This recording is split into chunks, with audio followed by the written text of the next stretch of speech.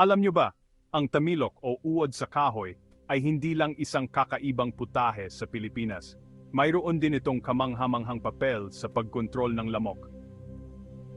Ang mga nakakatuwang nilalang na ito ay naninirahan sa nabubulok na kahoy, lalo na sa mga bakawan, at nabubuhay sa mga mamasa-masang lugar kung saan nangingitlog ang mga lamok.